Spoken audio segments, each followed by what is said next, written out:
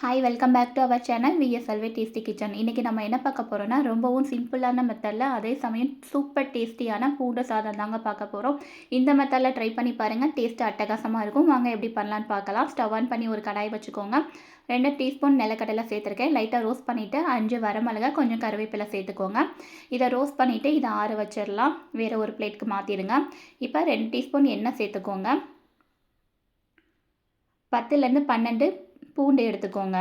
இன்றைக்கி நான் சொல்கிற அளவு 2 பேருக்கு தாராளமாக போதும் லஞ்சுக்கு. நல்லா ரோஸ்ட் பண்ணிட்டு இதையும் ஆற வச்சு அரைச்சி எடுத்துக்கலாம். இது கூடவே 1 ஸ்பூன் மிளகு சேர்த்து எல்லாத்தையும் நல்லா அரைச்சி எடுத்துக்கோங்க. இப்போ அடுப்பில் ஒரு கடாய் வச்சுக்கலாம். 2 டீஸ்பூன் அளவுக்கு எண்ணெய் சேர்த்துக்கோங்க. கொஞ்சம் கடுகு, உளுந்தம்பருப்பு, 1/4 ஸ்பூன் ஜீரகம் சேர்த்துக்கோங்க. கருவேப்பிலை, நீல வாக்கில் கட் பண்ண வெங்காயம் எல்லாத்தையும் சேர்த்து நல்லா வதக்கி விடுங்க.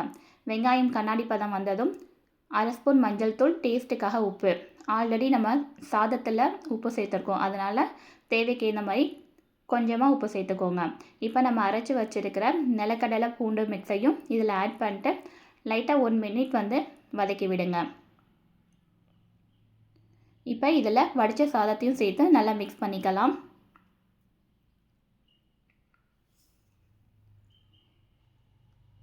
நீங்கள் இந்த சாதம் ட்ரை பண்ணி பாருங்கள், டேஸ்ட்டு சூப்பராக இருக்கும். கண்டிப்பாக வீக்லி ஒன்ஸாவது நீங்கள் செஞ்சுருவீங்க.